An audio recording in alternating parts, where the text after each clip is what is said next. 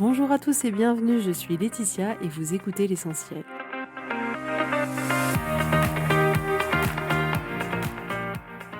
L'essentiel est le podcast de coaching où je partage avec vous les outils et les techniques pour vous permettre d'avancer et d'avoir la vie que vous voulez.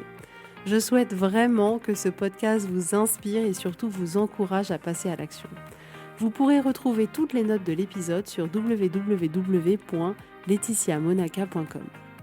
Pour ne rien louper, abonnez-vous au podcast sur la plateforme d'écoute que vous utilisez pour être tenu informé des nouveaux épisodes.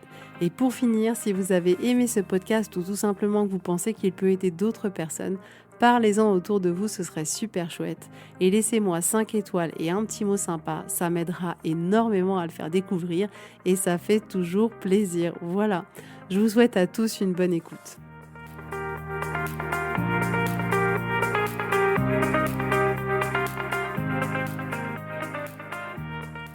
Coucou tout le monde, j'espère que vous allez bien. Je suis très contente de nouveau de vous retrouver aujourd'hui. En ce moment, j'ai tellement d'idées de podcasts, vous n'imaginez pas. Donc vous ne le savez pas, mais en réalité, j'ai un petit carnet où j'ai écrit l'essentiel et j'écris toutes les idées de podcasts qui me viennent et toutes les idées intéressantes pour chacun des podcasts que j'ai envie de partager avec vous. Donc c'est chouette pour moi d'avoir autant d'idées en ce moment, j'en profite. Et pour vous, je l'espère, de pouvoir partager ça avec vous. Donc je suis super contente. Alors aujourd'hui, on va parler ensemble d'un outil qui va vous permettre d'arriver à essayer d'identifier un peu plus ce qui vous plaît vraiment. Je m'explique. Personnellement, j'aime faire beaucoup de choses et j'ai beaucoup d'envie, beaucoup de choses comme ça où je me dis « Ah, mais ce serait génial de faire ça et ça et ça et ça ». Mais finalement, avec le recul, c'est pas toujours des choses qui étaient vraiment des choses importantes pour moi. C'était pas vraiment des choses qui comptaient vraiment pour moi. Le fait est qu'à un moment donné, il y a eu un élément extérieur qui a généré en moi quelque chose où je me suis dit, ah mais ouais, mais moi aussi j'aimerais carrément faire ça. Mais finalement, c'était pas forcément ce qui était le plus pertinent pour moi. Donc, par exemple, à l'époque où il pouvait y avoir des blogs ou des choses comme ça, j'étais là, mais c'est génial, je vais faire un blog, je vais écrire plein de trucs. Mais finalement, l'écriture et moi, on n'est pas forcément copines toutes les deux. J'aime bien partager avec vous le podcast, parler. J'aime écrire, mais écrire dans mes carnets, écrire pour moi, mais écrire un blog, c'était un exercice qui était très difficile pour moi.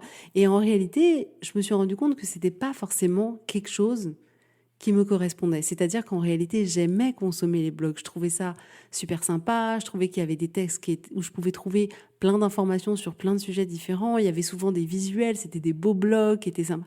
Et ça me donnait envie. Mais en réalité, ce que j'aimais, c'était avant tout les consommer. Mais j'ai plus comme ça être un peu perdue sur est-ce que c'est pour moi ou est-ce que c'est pas pour moi.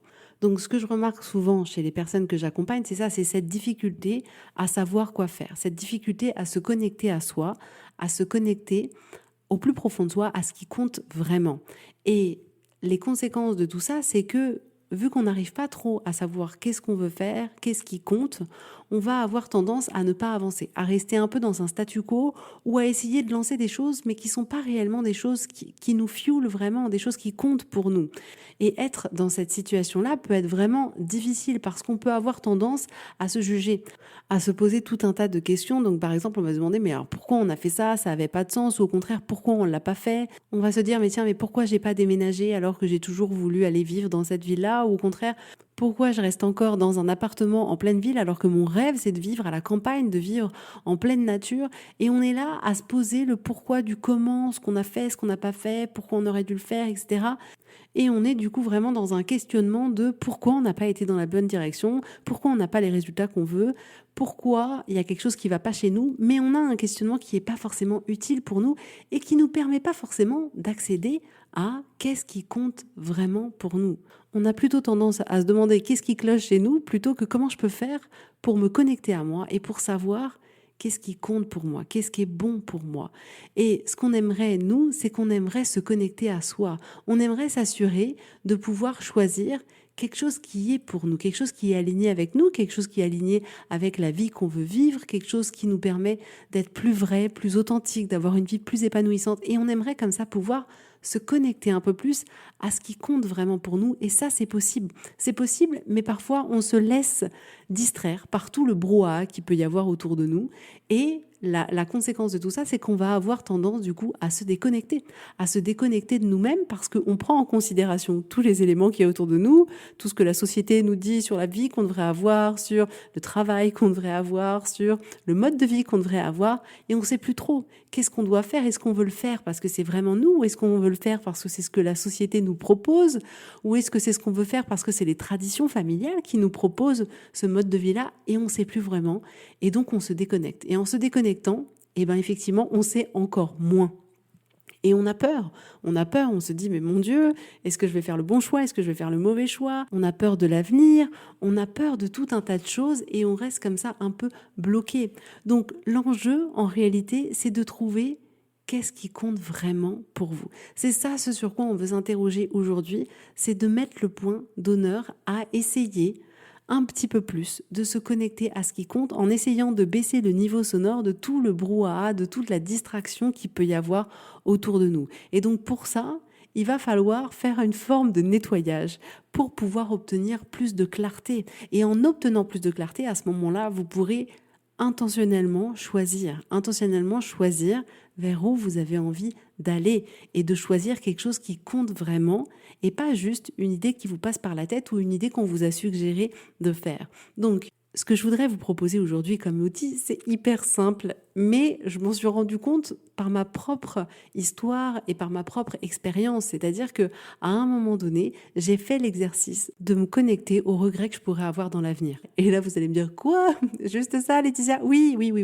Et je vous assure que ça peut être hyper puissant parce qu'en réalité, qu'est-ce que c'est un regret? Un regret, c'est le mécontentement d'avoir fait ou de ne pas avoir fait quelque chose dans le passé.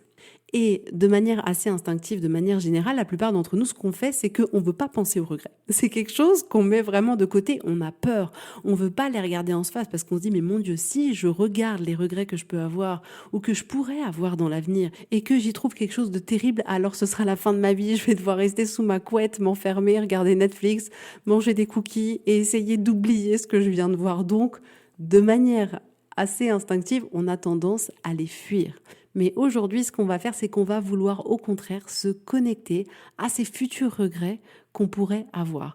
Parce que, en réalité, même si vous pouvez en avoir peur, je vous assure que les regrets peuvent être une lumière pour vous. Ça peut être le phare au loin qui vous indique la direction. Donc, je voudrais vous proposer aujourd'hui, au lieu d'avoir peur des regrets, de les considérer comme une aide, comme quelque chose qui peut vous aider sur votre chemin, qui peut vous indiquer la voie à suivre.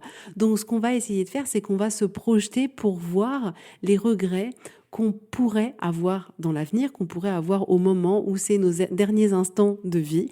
Alors quand vous allez faire cet exercice-là, tous les regrets que vous allez identifier ne seront pas forcément à 100% vraiment des choses qui comptent pour vous. Mais potentiellement 90% de ce que vous allez trouver seront des choses qui comptent pour vous, seront des indications hyper utiles sur, en réalité, est-ce que cette chose-là, elle est vraiment importante pour moi ? Peut-être que vous n'allez pas tout identifier, peut-être que vous allez en identifier peut-être qu'une petite partie, mais tout ce que vous allez pouvoir identifier et qui vous parle, et qui vous touche, et qui vous fait quelque chose à l'intérieur de vous, sera une magnifique indication pour vous connecter à ce qui compte vraiment. Donc, essayez de vous projeter en tant que vous, dans 30, 40, 50 ans, ça dépend de votre âge, je vous conseille d'imaginer un moment donné où vous serez une vieille personne et de vous connecter à cette personne-là, à cette femme-là, à cet homme-là et de vous dire, ok, à cet âge-là, qu'est-ce que je regretterais de ne pas avoir fait aujourd'hui ? Qu'est-ce que je regretterais de ne pas avoir testé aujourd'hui ? De ne pas avoir lancé aujourd'hui ? Et si par exemple vous avez quelque chose que vous hésitez à faire en ce moment et que vous vous dites, tiens, j'aimerais bien savoir si vraiment c'est un truc qui compte pour moi, qui est important pour moi, est-ce que je dois tester de le faire ? Demandez-vous, est-ce que vous regretteriez à 70 ans de ne pas avoir testé de le faire ? Est-ce que vous regretteriez à 80 ans de ne pas avoir passé du temps avec telle ou telle personne ? Et posez-vous la question. Et typiquement, je sais qu'il y a plein de personnes autour de moi qui adorent partir au Japon, qui rêvent d'y aller. Et à chaque fois, je m'étais dit, ah, ça pourrait peut-être être bien, etc. Et en fait, quand je me connecte à moi, quand j'aurai 80 ans, à cette petite vieille toute mignonne, toute en pleine forme, quand je me connecte à cette femme-là, elle me dit pas « oui, tu vas regretter de ne pas y avoir été ». En réalité, ça n'a pas tellement d'importance. C'est-à-dire que si j'y vais tant mieux. Et si j'y vais pas, tant pis. Ça veut pas dire qu'il faut pas que j'y aille, mais je sais que c'est pas forcément quelque chose qui compte pour moi. Alors que si par exemple, je me connectais à mon moi de 80 ans et je me disais, mais est-ce que je regretterais de ne pas avoir essayé de lancer cette activité de coaching? La réponse, elle est oui. Je me dirais, mais j'avoue, j'aurais pu aider des gens, j'avoue, j'aurais pu découvrir une nouvelle vie, me construire une nouvelle vie, et j'aurais regretté. Et c'est pour ça que j'ai pris cette décision de le faire. Parce que je sais qu'à 80 ans, j'aurais regretté de ne pas tester le faire. Ça ne veut pas dire que j'étais sûre que ça allait marcher, ça ne veut pas dire tout un tas de choses, mais ça veut dire que j'aurais eu le regret de ne pas essayer, de pas me lancer dans cette aventure. Donc, essayez comme ça de faire cet exercice, de vous connecter à vous, un peu plus âgé, et de vous demander, est-ce que vous regretteriez de ne pas l'avoir fait aujourd'hui? Et si vous le regrettez, aujourd'hui, faites-le. C'est ça qui est génial. C'est que rien n'est définitif. Vous êtes encore en vie, vous êtes encore là, absolument tout est possible. Vous pouvez tout commencer à partir d'aujourd'hui. Peu importe votre âge, peu importe votre vie, peu importe tout ça.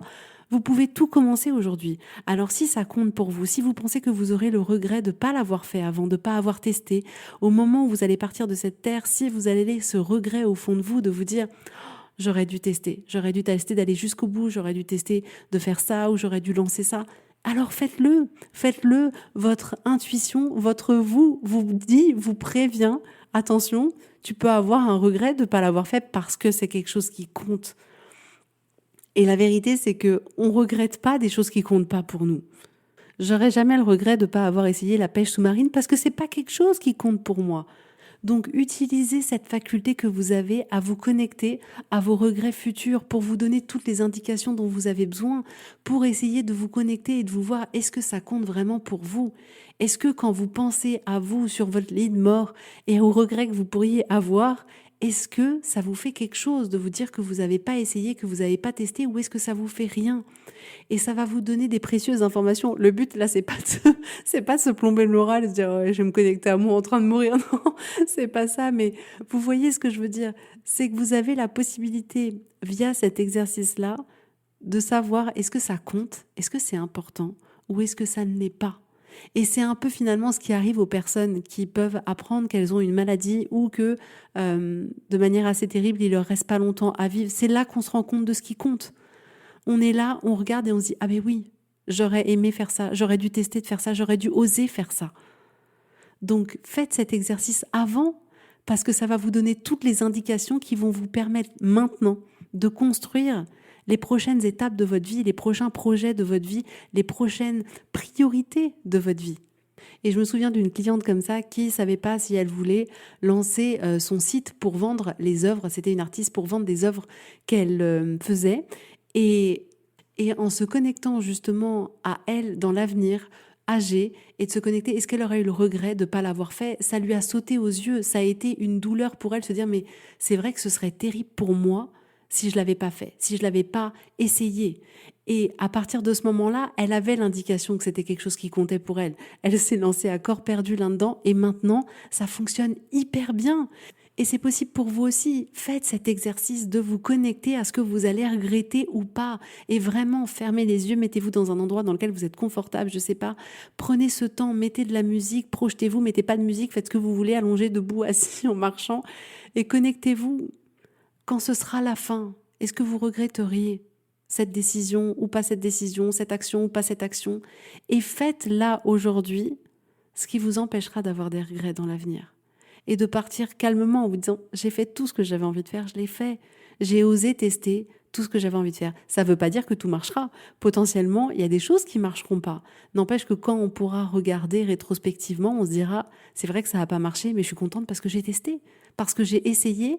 Et oui, ça n'a pas marché. Oui, il y a des choses qui ne vont pas marcher. Tout ne fonctionne pas parfaitement. Nous ne vivons pas dans un monde des bisounours. On aimerait que tout fonctionne, que tout soit facile, que tous nos projets aboutissent. La vérité, c'est qu'il y en a qui vont aboutir et d'autres pas. Maintenant, vous avez juste besoin de vous connecter à ce qui compte vraiment. Ce qui compte vraiment, c'est ce qui est aligné avec vous-même. C'est ce qui est vous, c'est ce qui est votre essence, c'est ce pourquoi vous êtes venu. C'est ce qui compte vraiment pour vous. Donc, connectez-vous à ça et utilisez la magie des regrets pour identifier toutes ces choses-là et prendre les décisions que vous avez à prendre. Parce qu'en réalité, maintenant, c'est à vous de jouer. Une fois que vous avez identifié ça, qu'est-ce que vous voulez faire? Est-ce que vous voulez continuer sur le même chemin ou est-ce que vous voulez faire autrement? Et là, c'est une décision qui vous appartient et c'est la bonne nouvelle, c'est super, il ne faut pas en avoir peur, au contraire.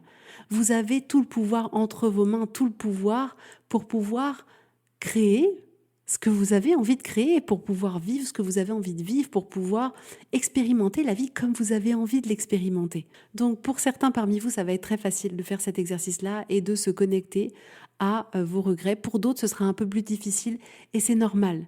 Et si vous avez besoin d'aide, parce que en réalité, pourquoi c'est difficile ? Parce qu'on est dans notre tête. Parce qu'on est dans notre tête, parce qu'on est avec notre ego, parce qu'on a tout un tas de choses, le boulot, le quotidien, etc. Et pour y mettre du clair, parfois c'est difficile.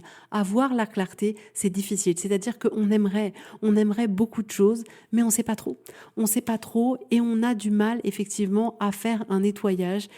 Et du coup, on est bloqué. Il y a tout un tas de blocages qui apparaissent. Donc, sachez que c'est possible. Ça a été possible pour moi, ça a été possible pour mes clientes, c'est possible pour vous aussi. Et si vous avez besoin d'aide, je vous accompagnerai sur ce chemin pour que vous puissiez créer votre après, le après que vous voulez, votre histoire que vous voulez vivre. Donc, n'hésitez pas, si vous sentez que c'est pas facile pour vous, si vous sentez que vous avez besoin d'être accompagné ou simplement parce que vous avez envie de tester ou que vous avez envie de pas perdre de temps et que ça aille plus vite, contactez-moi et commencez juste cette aventure incroyable qui peut vraiment tout changer. Ne vous privez pas, que ce soit avec moi ou que ce soit avec quelqu'un d'autre, en réalité, ça n'a pas d'importance. Ce qui compte pour moi, c'est que vous puissiez vivre la vie que vous avez envie de vivre, que vous puissiez vous épanouir, que vous ayez les clés pour avancer dans votre vie. Ça pourrait très bien être pas avec moi. Si vous trouvez un coach qui vous parle plus que moi, allez-y, foncez. Foncez juste pour vous, juste parce que c'est votre vie et juste parce que vous n'avez pas envie de perdre une minute de plus à avoir une vie qui ne vous convient pas.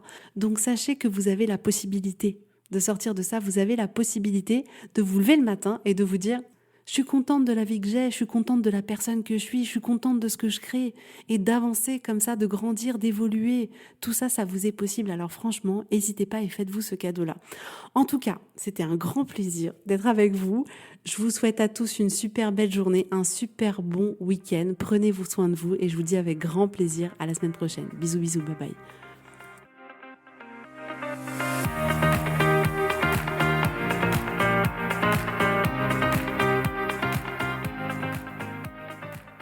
Si vous voulez mettre en application ces outils dans votre vie, sachez que j'accompagne des femmes qui souhaitent reprendre le contrôle de leur vie et enfin avoir des changements incroyables. Donc si vous aussi, vous voulez que votre vie change, contactez-moi sur www.laetitiamonaca.com/contact. Je serai ravie de travailler avec vous et de vous accompagner. Vous allez voir, ça va vraiment tout changer.